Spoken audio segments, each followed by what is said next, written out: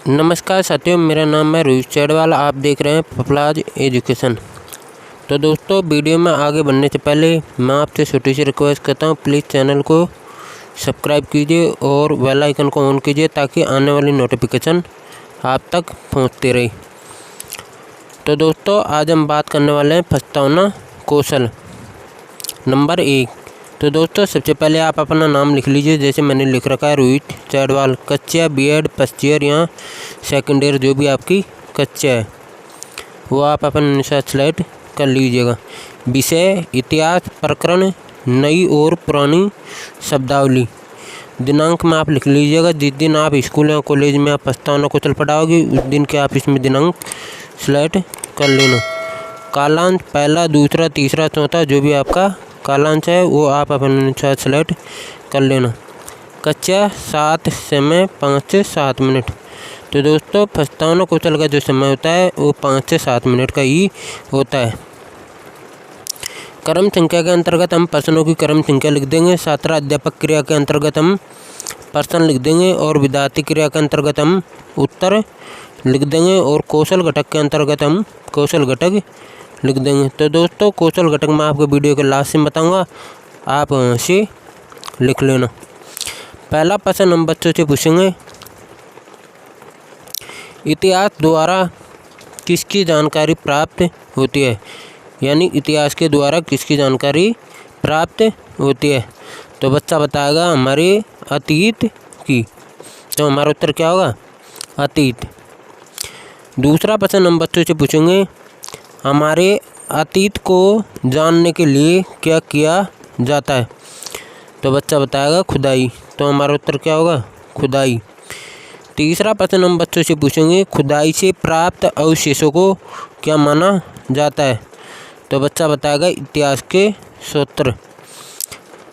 चौथा प्रश्न हम बच्चों से पूछेंगे, इतिहास के सूत्रों से किसकी जानकारी मिलती है? तो बच्चा बताएगा नई और पुरानी शब्दावली की।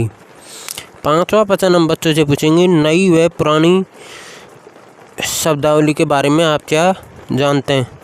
तो दोस्तों, कोई भी बच्चा इसके बारे में जवाब नहीं दे पाएगा। सारे बच्चे मौन रहेंगे। मौन रहेंगे तो प्रश्न क्या हो जाएगा? समस्यात्मक।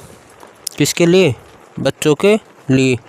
तो हम यहाँ पर क्या लिखेंगे? समस्यात्मक ही लिखेंगे। फिर दोस्तों, उद्देश्य कथन लगाकर आपको लिखना है। अच्छा तो बच्चों, यहाँ पर आप ऐसे भी लिख सकते हो, अच्छा तो विद्यार्थियों, आज हम नई और पुरानी शब्दावली के बारे में विस्तार पूर्वक अध्ययन करेंगे। क्या करेंगे? अध्ययन। किसके बारे में? नई और पुरानी शब्दावली के बारे में। तो दोस्तों, ये थी हमारी नई और पुरानी शब्दावली के बारे में प्रस्तावना कौशल। दोस्तों, वहाँ पर जगह खाली नहीं थी, इसलिए मैंने प्रस्तावना कौशल आपको लास्ट में बता रहा हूँ, आप यहाँ से लिख लेना। प्रस्तावना कौशल के कौशल घटक। तो दोस्तों, आपको प्रस्तावना कौशल के कौशल घटक आपको कैसे लिखना है? प्रश्न लिख रखे हैं और कौशल घटक। जो पहला प्रश्न है उसके सामने आप लिख लीजिएगा पूर्व ज्ञान का उपयोग। दूसरे प्रश्न के सामने आप लिख लीजिएगा क्रमबद्धता। तीसरे प्रश्न के सामने आप लिख लीजिएगा उचित युक्ति का उपयोग। चौथे प्रश्न के सामने आप लिख लीजिएगा विद्यार्थी के उत्तरों का उपयोग। पांचवें प्रश्न के सामने आप लिख लीजिएगा प्रस्तावना की अवधि।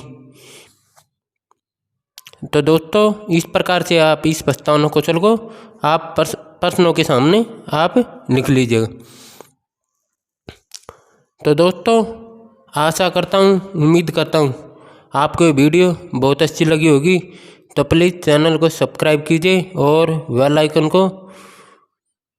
आइकन को ऑन कीजिए ताकि आने वाली नोटिफिकेशन आप तक पहुंचती रहे।